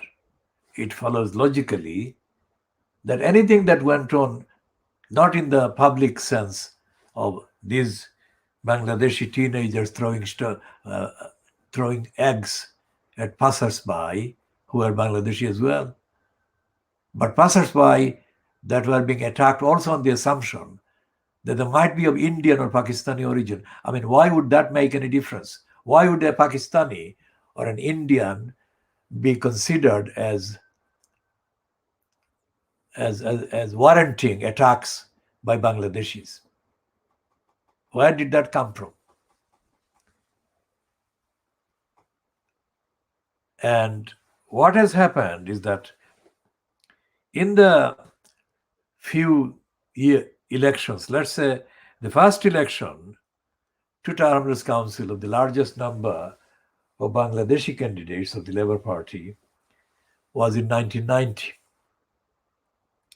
In May 1990, so let's count, 94, 98, and 2002, 2006, and 2010, 2014, and 2018. So there has been 28 years, let's say, since the largest number of Bangladeshi candidates stood for election and got elected to Tower Hamlets Council. So 7 elections. Out of the 7 elections, of course, there have been some constant, but most of the candidates that got elected in 1990 are no longer on the council, let's say. But what can be checked is what they said, and what they moved and what they left out. Who can account for their kind of time as elected councillor on Tower Hamlets Council? Who will be prepared to publish, make available in public their actions, their policies, their campaigns within the council? That is a question I'm putting here, and I'm putting this as part of the campaign for justice for this Shamima Begum and her friends, but other children as well. And this is the thing that I have said before. Nobody else has said that. I'm saying it and I have said it, and this is the best way, evidentially, to proceed to establish who said what and who did what as a councillor on Town Council. And I'm talking about the combined context as a Labour Party member, as a Bangladeshi member, and most of the Bangladeshis, with very small exceptions, have been put members of the Muslim community. And Muslim is important because Muslims are considered to be the radicals, or the people whose community has radicals in them. So which councillor or which elected councillors since May 1990 actually sought the information about who was getting derailed, who was getting misled, who was getting involved in radicalism or similar. I'm not saying radicalism as such, but similar. Anything that is harmful, anything that is illegal, that is anything that is broadly antisocial and corrupt and criminal, as objectively defined, as defined in the accepted law of the land, if you like. So which councillor or councillors have done that job and defend the values that I am advocating and I've been advocating in whatever capacity they have been doing it, how they have been doing it, and what independent means of proof is available, or can they cite, or can they mention to prove that they actually did what they are claiming to have done. So I give another example.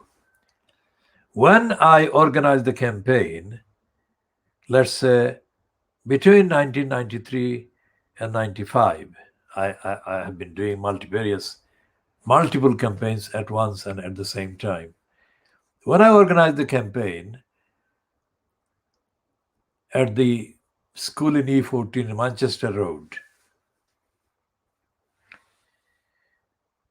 following an approach to me by groups of parents or guardians in the E14 area in the Manchester Road, after a Bangladeshi boy in that secondary school was nearly beaten to death by white children.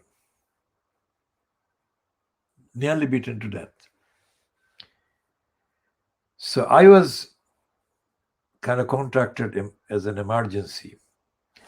This is how I have been working. I go like the fireman, going to put out the fire and start the campaign, which is what I did on that school. And I have never received any funding, and I have not been funded. If anyone contributed anything, it would be like to do the communication at the time, or part of it, or transport like cabs and whatever. And I say that emphatically. I have not been funded, and no one could fund me, because the work I do cannot be funded without huge sums of money and resources. And because of that, I know the community's limitations, so I make myself available, and I have been funding all of that with my own resources and abilities and skills. And so that school had the head teacher who refused to protect the safety of the children. Remember safeguarding? And we're talking a long time before these children were even kind of out of or into primary school. It is maybe they were 2 years old or 3 years old. Shamima would have been 2 or 3 years old at the time in 93, 94. So I went to the place, including visiting several flats in the Samuda estate or Samuda Road not far from the Mulberry School on the other side of the Blackwall Tunnel. And I had months of kind of meetings and engagements, and including the demonstration I organized outside the Department for Education, and we went there in a number of vehicles from that area. And it was absolutely successful, because what happened after that had happened more than 10 years ago when I organized similar campaign in the Stepney Green School after a child called Maruf was very badly knifed by a racist, and we completely changed the composition of the Stepney Green School by organizing the campaign that I did in 1981-82. So this school in E14 in Manchester Road, in the campaign that we organized, there was no input. Remember, that was the time within the first year, or the first term of the election of 1990. Not a single Tower Hamlets councillor was involved. Remember what we are talking about. What did the Tower Hamlets councillors do for safeguarding children? About Shamima Begum, but we are going historically, totally factually, based on the facts that I created the campaign and I organized the campaign. And what happened was that parents were there, guardians were there, and there was me. And I put a demand, a list of demands to the Department for Education, so-called. And the head teacher was eventually out. He left. And from that moment onwards, that school, its composition, its kind of population began to change. And it was no longer a white majority school that could then harass and bully the Bangladeshi children. That is the immediate result. And that school is different now and has been since 1993-94 when I did the campaign. Why am I saying this? Because I contacted a number of the councillors, including the then still active thing called the City Challenge, Spitalfield City Challenge, which had, by the arrangement of bureaucracy, a place for local councillor to be the head of the committee. So on that basis, I asked a number of questions as to what they were doing or what they would do to help the campaign that I was involved in. No reply. Those were faxes. And literally dozens of faxes were sent. No reply, no engagement, no acknowledgement. I'm asserting this. Anyone like to deny that? They cannot deny it because they cannot substantiate that. Even the faxes can be investigated and fact-checked and retrieved. And in none of those faxes did I have any interest personally to benefit or to promote my career. But while they didn't even acknowledge any of the faxes, they were funding a number of crooks in the Spitalfield area that have become enhanced by the funding given to them under the banner of the Spitalfield City Challenge, but not to the longer lasting values of my campaign and the protection of children like Shamima Begum. So I'm just giving some very real examples, evidence, data, minutes. Let us have the minutes of what you were doing in those days.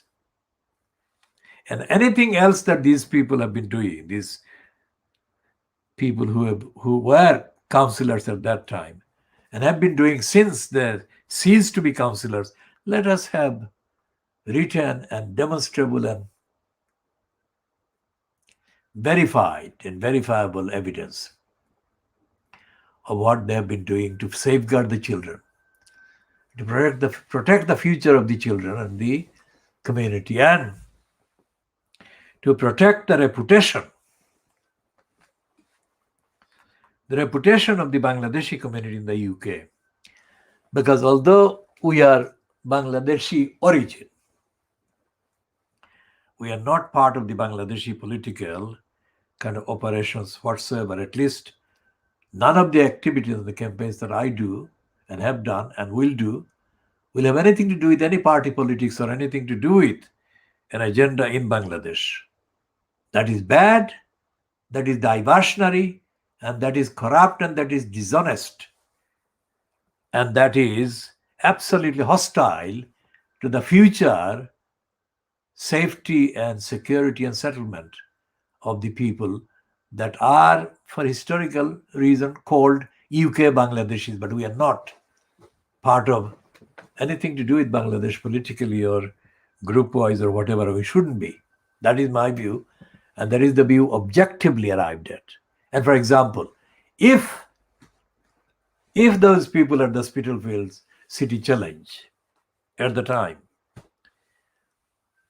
had any respect, any regard, any kind of care for other people in the community, not necessarily in the future, like 25 years later, like Shamima Begum and others, but even at the contemporary time, people that were existing and living in the community at that time, even if they had any respect, they would have acknowledged receipt and they would have engaged in issues and discussions, so that the public funds that were available, made available through the Spitalfield City Challenge, could have been put to the best use for the good of the widest numbers of people in the community, and that would have been a good and correct investment in the future.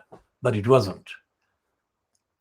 And what happened in the Spitalfield City Challenge had been happening some years earlier. Let's say City Challenge was operating, say, in the early 1990s, let's say, especially after the 1991, and after Michael Heseltine or Heseltine or Heza came into office as the Secretary of State, who introduced this City Challenge model, which was a corrupt model from the beginning.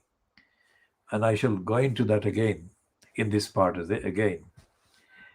What happened was that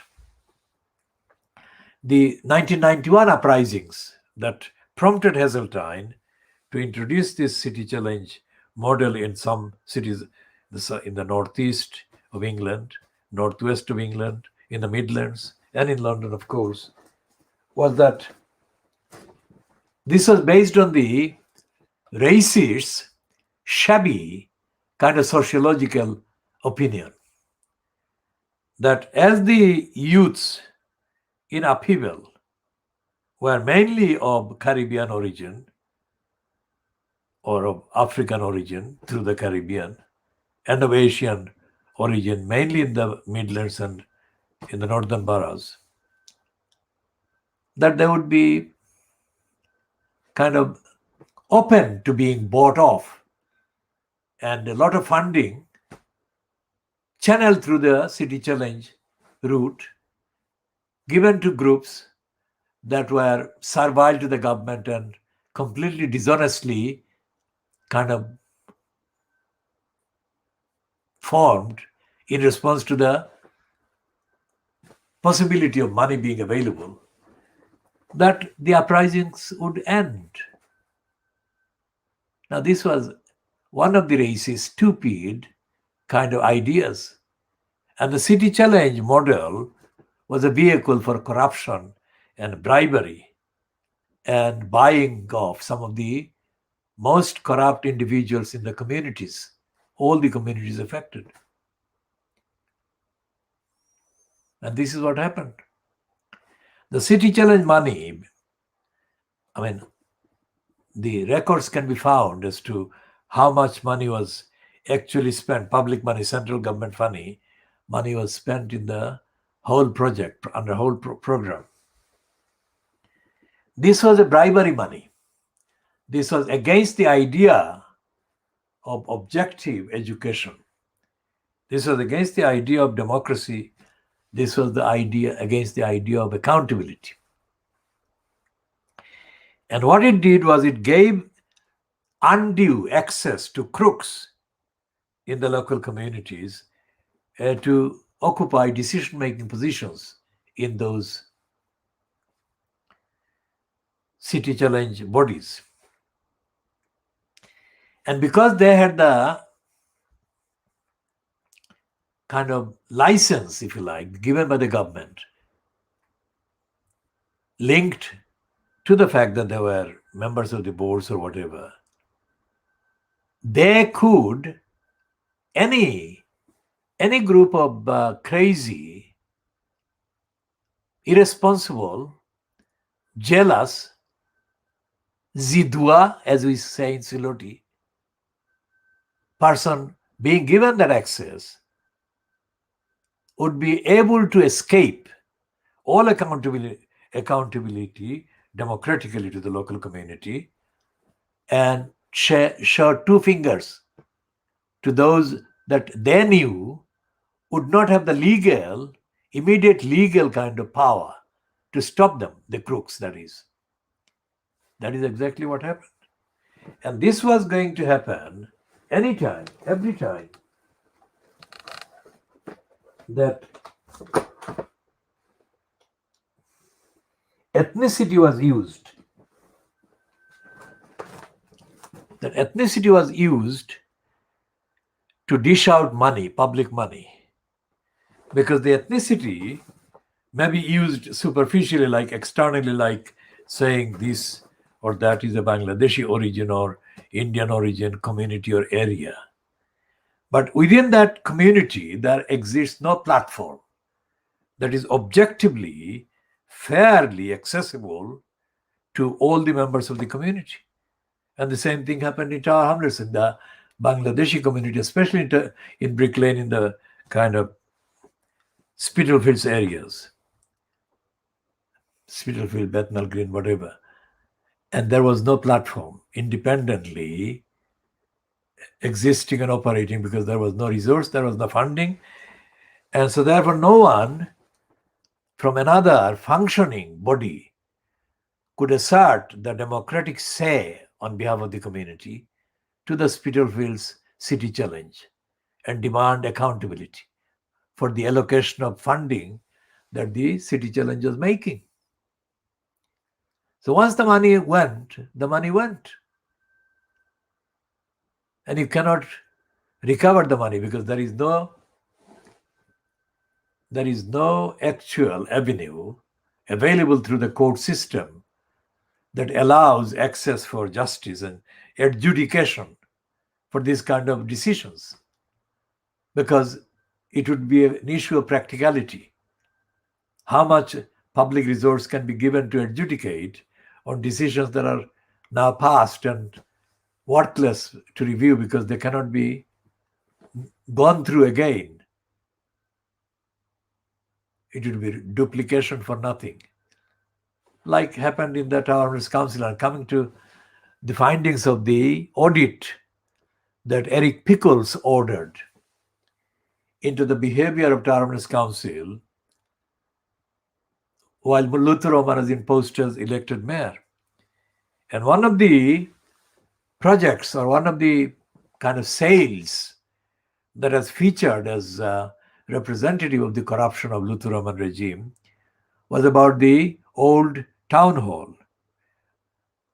And without going into too much details because of time, the town hall, the popular town hall, the old popular town hall was a substantial building in technical terms, in physical terms. But it was abused and it was sold at extraordinarily unreal low kind of rate. And this was part of a corrupt scam. Now, who the actual crooks were have not been identified in any prosecution because no prosecution has taken place. But there is ample evidence that similar corrupt kind of scams were operated by Luther Roman, including the building that was for quite a number of years a bank building in the Whitechapel Road, not far from the former royal kind of post office in the virtual road. And that building, like the old popular town hall, of course, it was smaller than the town hall, but it had, or it still has, solid structures and foundation. So it was worth much more than it was so-called sold for. And it has been illustrated as one of the representative examples of the corruption involving property during Luthvaraman's time. And so what we are saying here is that a council which is involved in brazen criminality and corruption and dishonesty, how can the same council be expected to be concerned about the safeguarding of children like Shamima Begum? That is the point of referring to all of this in this particular kind of part, because they are not the decision makers in the council, either Luthvaraman as the mayor or John Biggs as the mayor, elected mayor, so-called. None of them is kind of seen to be under rigorous demands and questioning from anywhere in the community, anywhere in the council. And as I have been saying, to this day, which is the 11th of March, 2021, which is what, 11th of month, 13 days, 2 weeks since the corrupt ruling against Shamima Begum issued by the so-called Supreme Court. And in the 2 weeks, there have been lots of so-called issues and topics that have been featuring in the so-called ethnicity-linked media in the borough of Tower Hamlets. But the points that we have been making have not been actually made by any platform. They have been referring to Shamima Begum, of course, but they have not been questioning anything of the council. They have been lame in putting references like, did Tower Hamlets Council do this, do that? This is a lame and incomplete imitation of our original rigorous campaign demands. Think about that.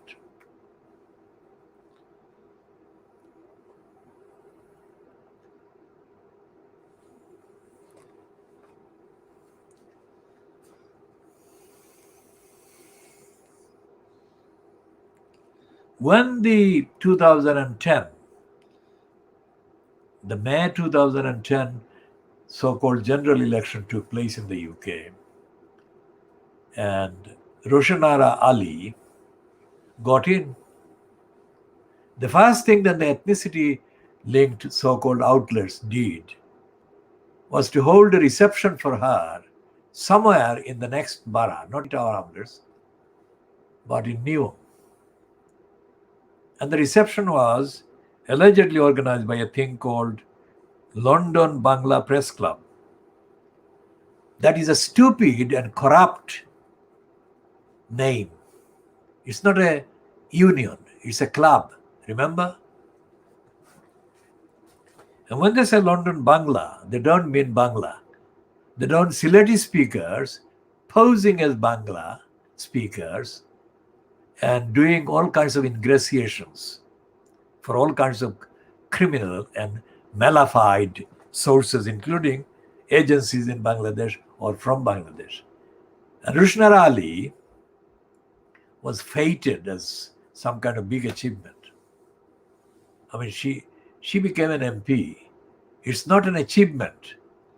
It's a reflection of the presence of the people among the electorate who constitute Bangladeshis, and that is all she did. She did, and others on her behalf did, kind of tell the people to vote for her because she's of the same background. That's all. There was no evidence that Roshanara Ali was going to deliver anything by being an MP for the community. She hasn't. And the fact that she hasn't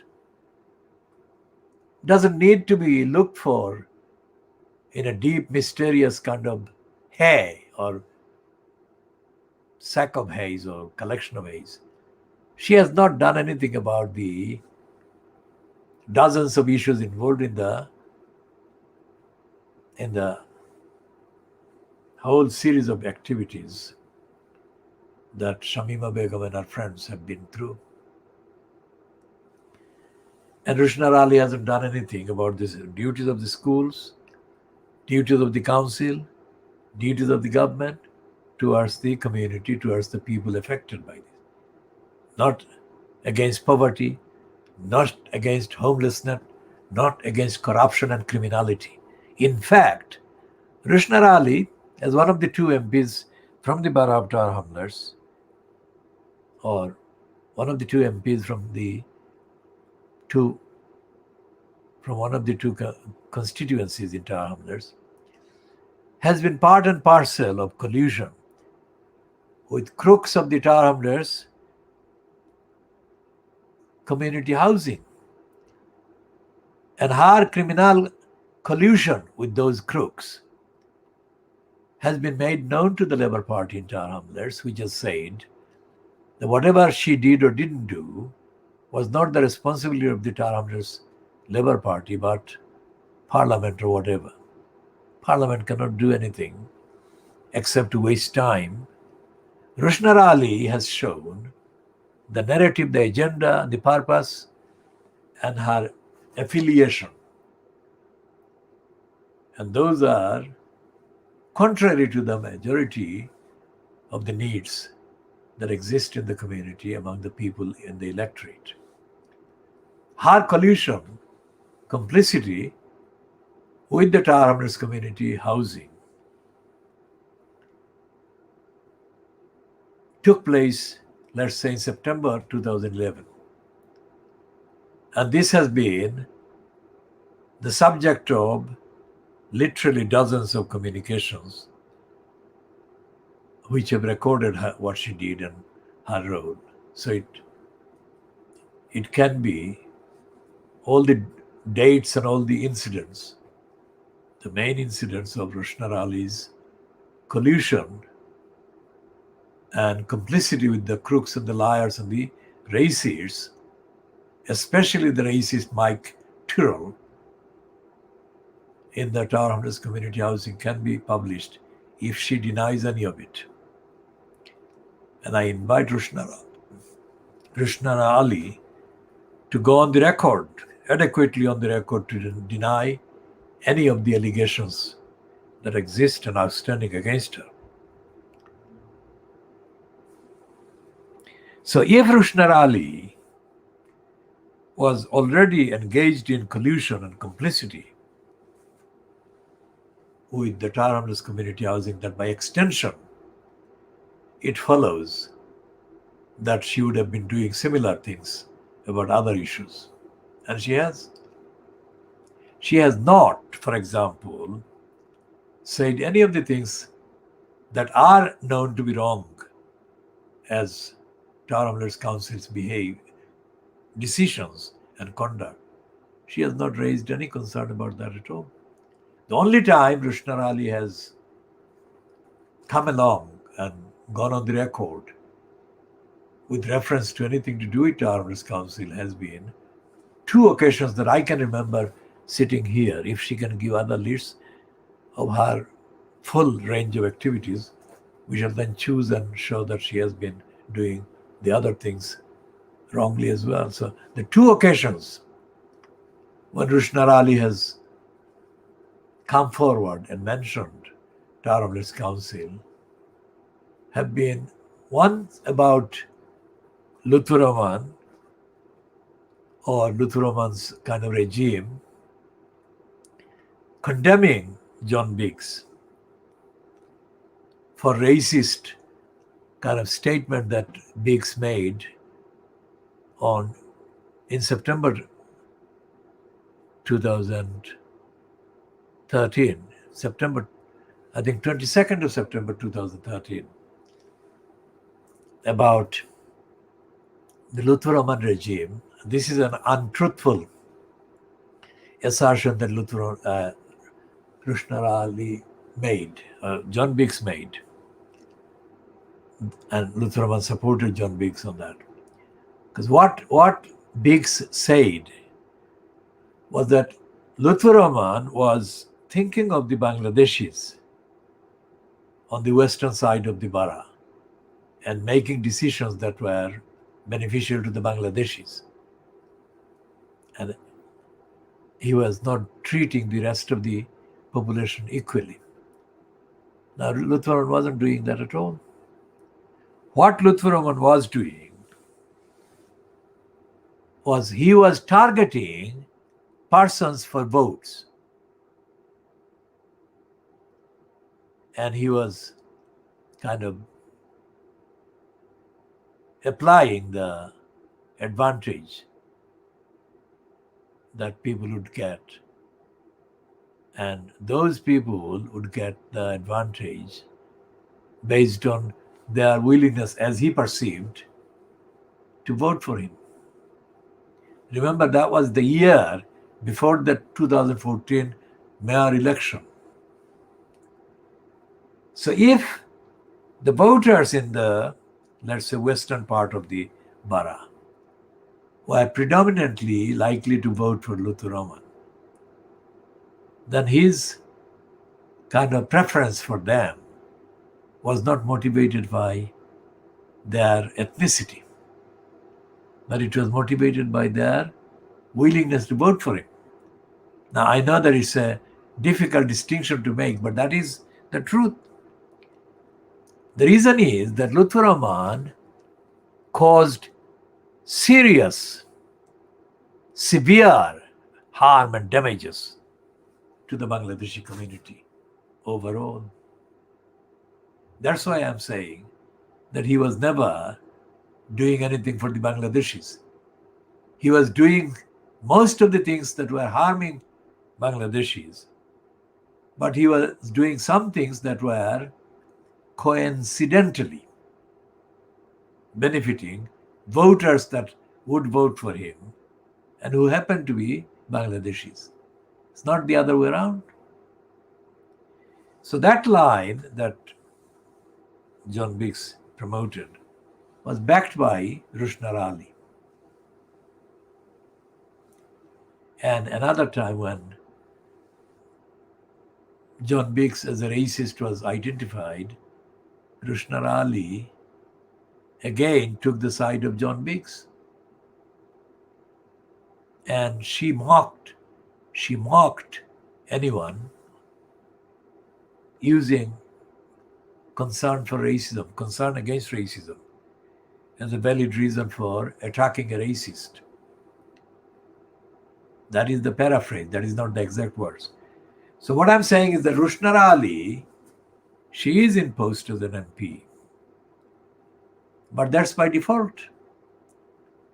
Because there is not a credible opposition to her in terms of election, in terms of the votes. She thinks she is there guaranteed for life.